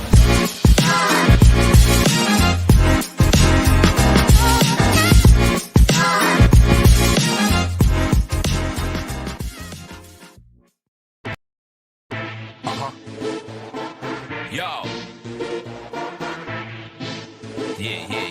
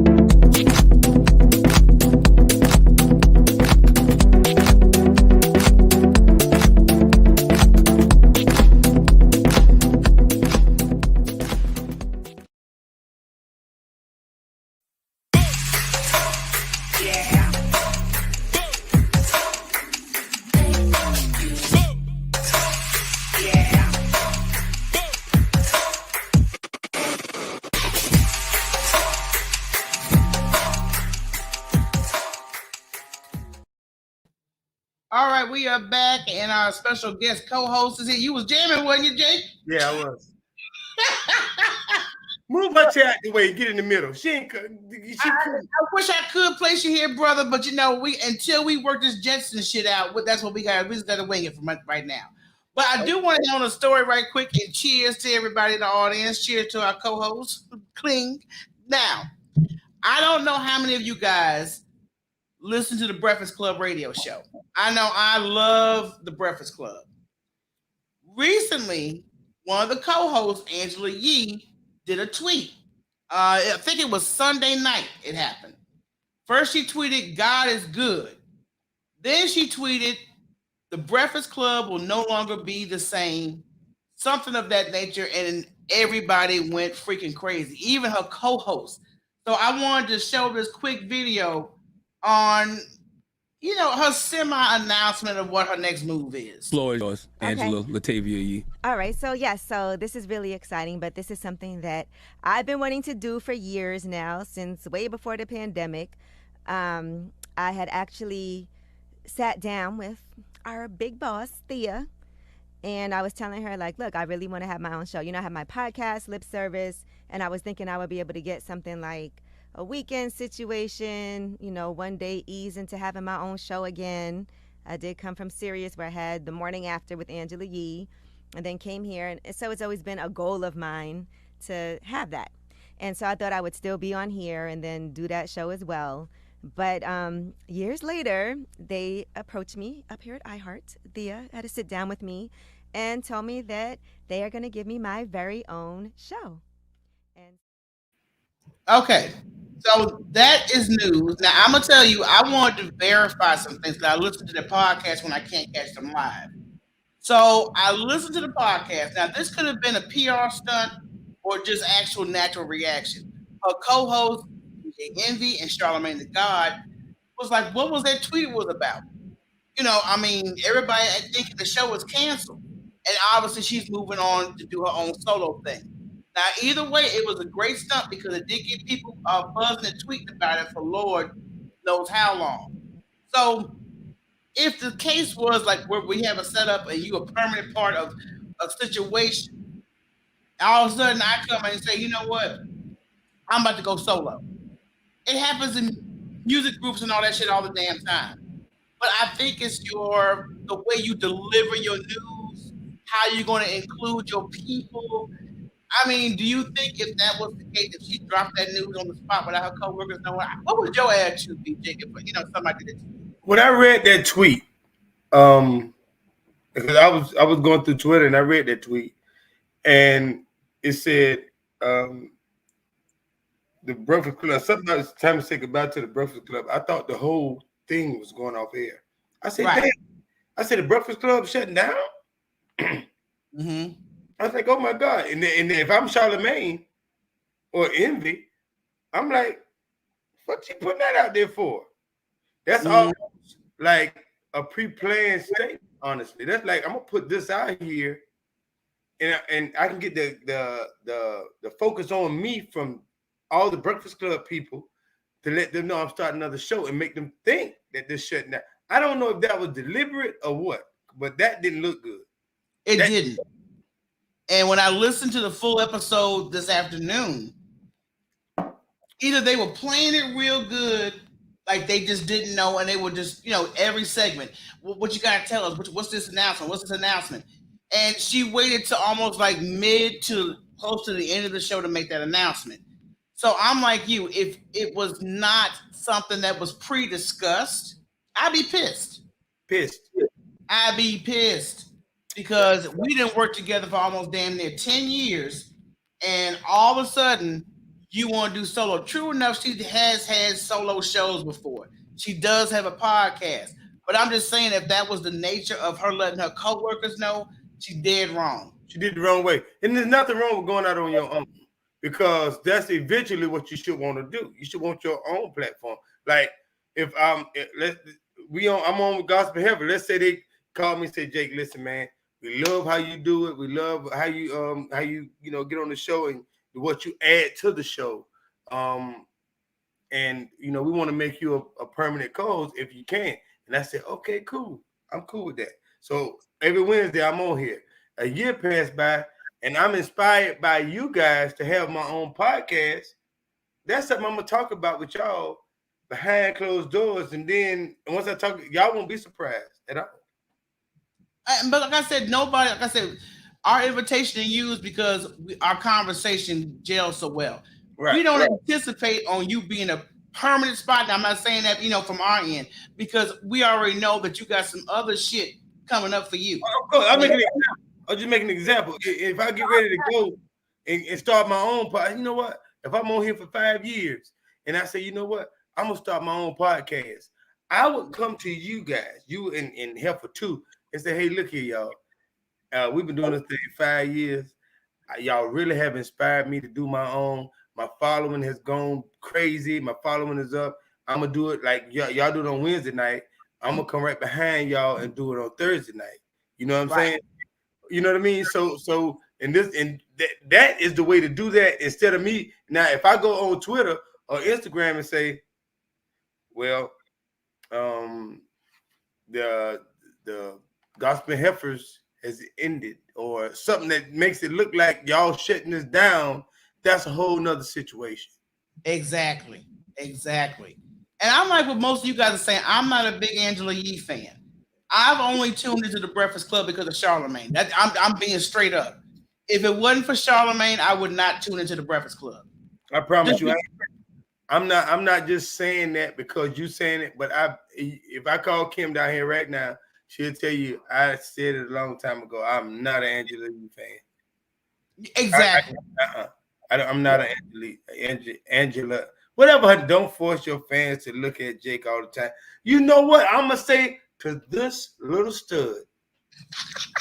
Let me tell you something, you little stud. You cockeyed stud. Let me tell you something. You better keep my damn name out of your mouth. Am I looking at that? You keep my damn name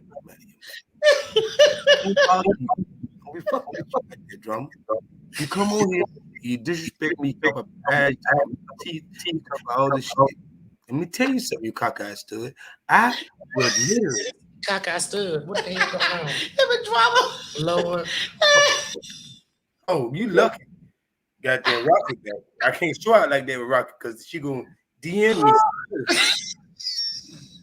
And if y'all just seeing drama and Jake's interaction, y'all got to follow Jake on Instagram because it goes on every damn platform they interact.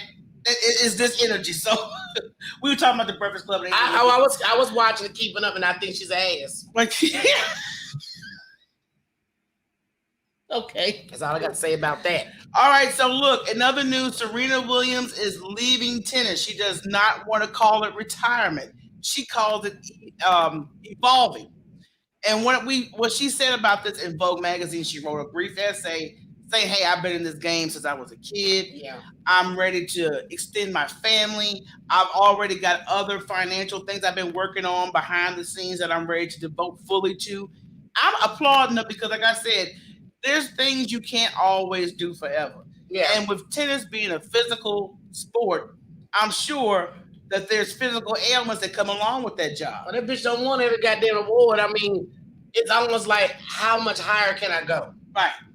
I know she has a daughter. She got a nail license. She wants to try that. She's married now. So, girl, live your best life. Amen. I mean, what do you think, Jake? I mean, do you think it's a good time for her to step away and really live and explore other things in her life? Yes. I mean, she's been doing this shit since she was, like I said, she was what, 8, 9 years old. Like, she's been out here playing tennis. I mean, this is like doing stand-up comedy. I mean, after 5, 6 years, I'm gonna want to get in the movie. I want to do some other shit. And I already got a family. This girl ain't never had time to have a kid. She got one child. Right. Mm-hmm. And she wants to have more. And with that pregnancy. She's getting old. She's getting older, not old, but you know what I mean. She's like what, 42? She's 40. She's 40. So her body's not gonna respond to having a child as she gets a certain age. So she gotta have these kids. When I say now, she gotta have all the kids she gonna have at 40. If she gonna have 3 more, have all 3 of them at 40. Because when you get up past 40 too far, shit, really once you get past up in the 30s, it becomes hard. Yeah. It becomes a high risk pregnancy. Yeah. And I'm sure she's got the money to make sure she gets checked up, checked out. I'm sure she's got the money to do whatever she does need to do to get pregnant. Mm-hmm. Hey, she's in real good shape. That's what I can say. She's healthy, very healthy. She's in good shape. She's doing a lot of working out, so she can have a baby horse if she want to. The girl is in good shape. So she's a September Libra. Okay. The thing about it is, though, if you getting older, so you got to think about when this child turn 18 years from now, you damn near gonna be on a walk going to the damn graduation. Well, I doubt she would be, but the average bitch, yeah. Exactly. Okay. That girl is in shape, muscular. I gotta ask Jake this question since you are a married man, Jake. How would you feel if you and your wife were at a social event and a man comes, y'all got a good relationship with this man? Can I squeeze your wife's ass? What? Jake going to jail. They got the nerve to ask you. Jake going to jail. Can me up.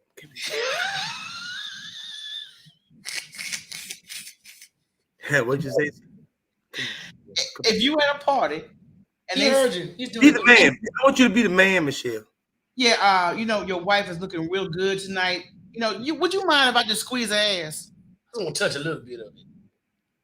You want to say that one more time, sir? I didn't hear I just want to touch your wife's ass. Can I get like one good grip of that black booty? There it is. Go ahead. I dare you. There it is. Baby, turn around. I dare you. You pulling the gun out the open. The gun coming out. Get your handful. And remember, all your brains coming with me. Say, don't blink while you're grabbing it because you're going to die in the dark. I'm just telling you, this is the conversation that took place between the singer Neo and Ice-T about his wife. Oh, no, Ice-T ain't finna play that shit. Oh, no. On Drink Champs, Neo is the guest on their podcast. Oh, and he shared the story about him at a Halloween party with Coco and Ice-T. And he claims, "Oh, I had a couple of drinks. Alcohol is always easy to throw in the mix." Yeah, that's what I had a couple of drinks, and I asked him if it was okay if I squeeze his wife's ass. Now, Ice-T said, "Cool." Now you got to remember, number one, Ice-T is a former pimp, and you got to remember, Coco ass ain't real. And you gotta remember, Ice-T is a gangster, so that could be your way of getting fucked up. But that's why I was like, okay, even under the alcoholic influence, you had the nerve to ask this man, who you know got that kind of background, if you could squeeze his wife's ass. He let him. He let him do it. But I was gonna say, there's a reason why he felt comfortable asking. Yeah, there's a reason why he felt comfortable asking. So, I would be very insulted if my husband okayed another man to touch me. Oh, I'd be pissed. We would have some serious problems. I'd be pissed. You not seeing my ass for about 3 weeks, maybe longer.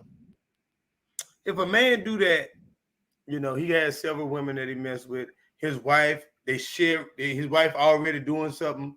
Like they have an open relationship, open marriage. They probably got something open and shit. They going on and all this shit right here. You know, and it's something crazy. Because ain't no way in this fucking world. If a man asks me, can he grab my wife's ass? He better enjoy this shit. He better be caught up with his dental bill. Some of them teeth gonna be mad. Nigga, I fuck you. Look, you better have your will, last testament. All this need to be done. Because I can't see a woman being like, "Oh, Rocket, can I grab your man's, jump?" Nah, bitch, what? Bitch, I'm not with this new shit people do. And Ice-T is very old. He not no spring chicken. Now, like I said, maybe because he don't know either. This nigga is. But look, I said, Neo has been in the news for the last couple of weeks going through a divorce. Doing stupid shit. So like I said, this is just a highlight of some of the shit he's bold enough to do. Okay, he's been stepping out on his wife. Well, he cheated on his former fiance. Now that he's married, she's dragging him across the carpet. This nigga been stepping out almost every other night. Yeah, but I also said, how you got him is how you lose him. So you took it from his fiance. Now you going through it. What you expect? I got a story for y'all. Ooh, I got a story for y'all. Let me tell you something. Drama really, she inspired this story, ladies. Oh shit! Let me tell y'all something. You see a married man, you leave him alone. Because I'm going to tell you, I know somebody who took somebody's husband, right? Took him. He got divorced from his wife. She married him. He treated her like a dog for 30 years.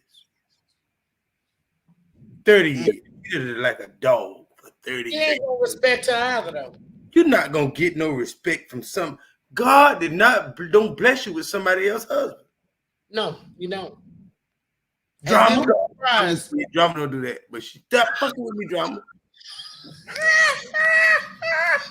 But women gotta remember this, and men do too. And you right, Dr. Tyra, how you get them is how you lose them. Exactly. Big facts. Because the next thing come walking by that look good.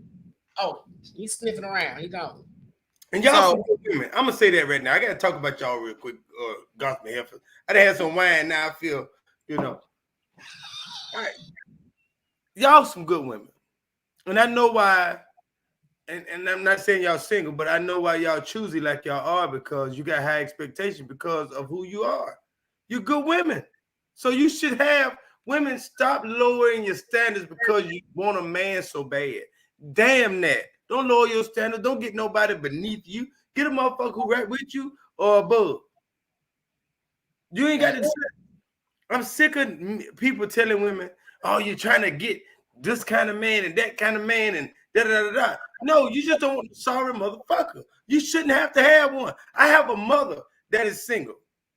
I have a sister that's single, and I don't want them to have. Why would I want my mama to have some old doggish ass sorry nigga laying up on her, spending her money, tearing her down? I don't want nobody doing that. So why would I want that for my friends or any other one?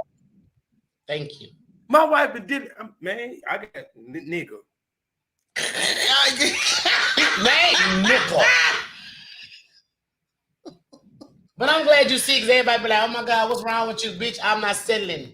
Right, and like I said, I've been by myself before. It ain't no problem. I enjoy my own damn company. Facts. So once you get comfortable at that state, you don't want to settle for somebody who is gonna come into your space and fuck it up. Just I don't need it. Same time, sisters. Fuck it up. Don't fuck my shit up. Fucking up all my peace. Now look, we're gonna wrap this up in a minute, but I got one more story to tell. And I promise you, I was debating on even bringing this up, but I got to get your feedback and Jake's feedback on this damn story. There is a new thing called vaping. Have you guys ever heard of vaping? No. It is the ritual of taking vaginal juices and putting it on like perfume.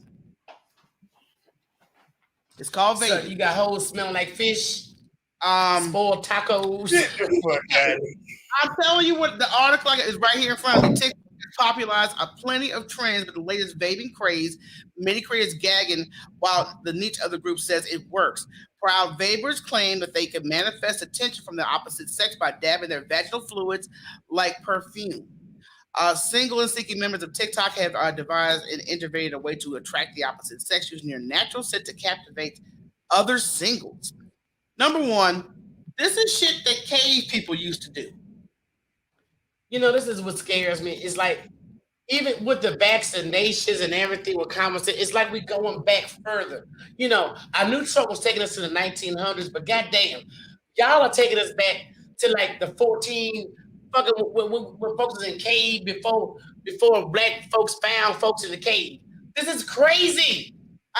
When I came across this article, I've seen TikTok videos where you can drink certain juice cocktail mixture to kind of make your shit a little like primo, but this vaping you want to make a primo for when your man here. When I'm having sex, yes, not for me to wear as perfume. Drama said this is not a new thing. It's not, but it's new on TikTok, and it's trending so much on TikTok. You know who started that shit? I'm gonna blame Erykah Badu. Yes, I'm gonna blame this on Erykah Badu. Because she came up with a perfume that smells like her punani. And I said, I love Erykah Badu. But I don't want to spray Erykah Badu's snatch on my neck. I'm good. I'll just rather enjoy, you better call Tyrone. But Jake, if you was a single man, you meet a woman, you're very attracted to her, and all of a sudden you realize that that's the scent she's wearing. Now, I can't say any particular that vagina has a crossover odor. Everybody got different shit. And some got, bacteria. Some got smelly twats. Some need to be on penicillin.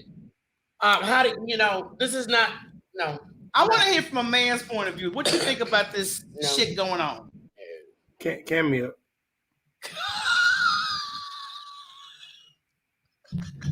Okay, 5 minutes. I am not walking around smelling like nobody's Long John Silver. I would not walk around smelling like Lake Riviera. I would not You said Lake Riviera. walk around with cootie juice on my motherfucking shirt, on my neck. Around my, they told me to eat coochie and don't wash my face if I wanted a beard. I walked around smelling like fucking bees for 6 months. 6 months. You're not putting your coochie juice on my goddamn skin. Now I wonder, will men start using their own juices? Look, are you out of your damn mind, Rocky? No, but I'm just saying, look, Jake, nothing that happens nowadays with these people, yeah, exactly, and rub it all on your chest. Come here, baby, come smell me. I smell good. I don't put nothing past people anymore. You is ignorant. But I will say this. I will say this for the ladies. That a man's juices is a good facial. But they're not dabbing it for perfume. I know this. I'm just saying. This is a disgusting topic, and I think people. I've been before, but I mean that's not on me. Shit. Not my ex. Look, I'm just saying, when I came across this article, and I actually did a search on TikTok about the topic. Don't search them out. I'm just saying, no, it's a bunch of fucking videos. It's ridiculous. It's a bunch of videos. So they just finger popping themselves. They just finger popping themselves and just a little dab here, dab there. You know, They they kind of try. shit. Oh, they put it on themselves. Sorry. They putting it on themselves. Yeah. If I'm in the car and I start smelling a fragrance that I'm familiar with, that I only smell when I'm getting a little tutu. A little tutu. A little tutu. You gonna look at your wife like baby? I mean, I know I smell the, you know, when you put the Bed Bath and Body Works, I can smell. And you know the Chanel I bought you, yeah. But this perfume here. This ain't it. This ain't it. Smell like Papa Dog. Did you say Papa Dog? Whatever this motherfucker smell like Papa Dog. Oh my God. I'm just wondering if you two-fingered yourself and put this shit on your neck. Oh, exactly. And that's what these women are doing. And I bet you these nasty hoes ain't washing their hands. Oh. They probably rubbing yeast infection on their face and their neck. Yo, y'all nasty. You so nasty, goddamn. No, but no. Let me tell you something. This is the reality of it, Jake. Because I got a tray of perfume in my bedroom. I will not be fingering myself and doing this. Okay? I won't be doing that. Rocky, do you still got the perfume? You still got the perfume with the pump?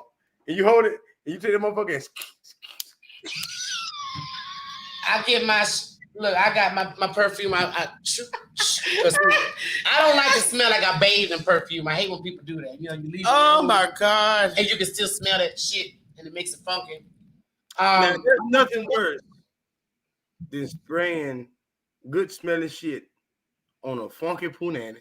That's the funkiest thing I ever smelled in my life. You know, I don't care how musty you are. The nanny could be stinking. That's not gonna cover it. No, it makes it worse. It makes it Baby worse. powder. I'm sorry, I don't mean to overtalk. Baby powder don't cover up funk either. And also, even if you ain't funky, stop. You're not a baby. Stop putting baby powder on a grown coochie. It don't work. You know, I went downtown on a girl. And she was so hot, she forgot we were drunk. She forgot. And she done dumped all the Jones down on her motherfucking cool cat. So I'm down. I'm trying to be this romantic guy. I'm kissing from the top of her head all the way down. Down all the way to the poop. And I get down there. And it's just thick substance I'm eating. Oh Lord! You know what? That first of all, cookie dough. No, we're gonna stop this shit right here. She blamed it on me. Blamed it on me, knowing I ain't touch a damn thing up here. I don't know what the hell you didn't touch on your side. So we good. Okay. So you was telling me to go live. No, I said I would do the live if you want me to. Oh, that's on you, bro. That is on you. It's up to you. You know, because I said we all support each other, but y'all make sure y'all catch and follow Jake on Instagram. He is live almost every day of the week, but particularly on Tuesday and Thursday nights. Tuesday, you got talent. That is where you can drop all the talent you want. If you also have poetry, comedy, and if you're going to refer somebody to the talent show, make sure they got some skills. Please. Right. Look, brother, I know you trying to do a good community service, but you had some folks that was coming up, and I said, you know what, I'm going to step back and take a bathroom break. I'm just telling you what I did, so I'm being honest with you. So Tuesday nights on Jake's Live, you guys can display your talent. And on Thursday, he got prank phone calls. Yeah. Yeah, you're right, Baki. I'm sorry. I should have shut the shit down. She's absolutely right, because it's not a laughing matter. So that is my fault, and I do apologize to my sister in advance because I don't want her to be embarrassed because it is a medical condition she's going through right now. So, Jake, if you decide to go live, let me know. If not, I'll be somewhere in these IG streets. But thank you again, Jake, for co-hosting. I'm matter of fact, I'm going live now while we on here. I'm gonna go ahead and go live. So when you shut down, you can just come over there and we can talk about it. I want to first apologize to Rocky. Rocky, you know me. I was just bullshitting. I didn't know because you like to joke, Rocky. So you was joking about it before you left. That's why I was just joking. But I definitely don't want you to be sick or nothing to be wrong with you at all. So just hope you feel better, and I hope that medicine let up off you a little bit. Yeah, I mean, like I said, it's a process, so we're just gonna work it out. But everybody, thank you again. You guys head on to Instagram, follow Jake Staley, and he is on live right now. And while you're in there, purchase a badge from the brother. Make sure you guys share the live. Get some good content in there. And I would tell you right this, because I know how I am about my lives on Instagram. If you're gonna cam up, contribute to the conversation. Say that again. Okay. When you cam up, contribute to the conversation. Just don't be sitting up there. I hate when folks do that shit. Yes, they cam up. This is not the living room at your house. Please, if you're gonna cam up, have something to put in on the conversation. This ain't just don't just come and chill. When you see Michelle cam up, and you see Gospel have a cam up, they got something to contribute to the conversation. People don't contribute to it, they stay in the comments. Okay, you see Tasha cam up, she contribute to the conversation. Don't just come on the live and just put your hand on your chin and let people talk. Let people talk. This ain't your live. So when the host say, you see the host coming in because you running your mouth too much, let somebody else speak. You can't speak for 10 minutes. That ain't what it's about. Be respectful for the live. Other than that, we love all y'all. And thank you so much for having me. I had so much fun again. Yes, have fun, Jake. So we're going to see you on Instagram in a couple of minutes, y'all. So, Jake, I'm going to holler at you. Thanks again for joining us, okay? All right, y'all. That is the fabulous Jake Staley. Thank you guys again for tuning in, sharing the live, liking the live, subscribing to the channel. Make sure you guys tune in next week. We will have actor Isaiah Washington. He's got a new Western. You've been seeing us run the trailer every time we run the show. This is a Black Western, his directorial debut. So you guys will make sure you guys check it out. We're going to talk about that film and some other shit that he's doing on the acting scene. And then on the 24th, we've got comedian Godfrey. He will be in the building. So thank you guys again so much for joining us. Head on over to Instagram and visit Jake Staley. Stay in his live. Follow him. Support him. So until next week, everybody, peace.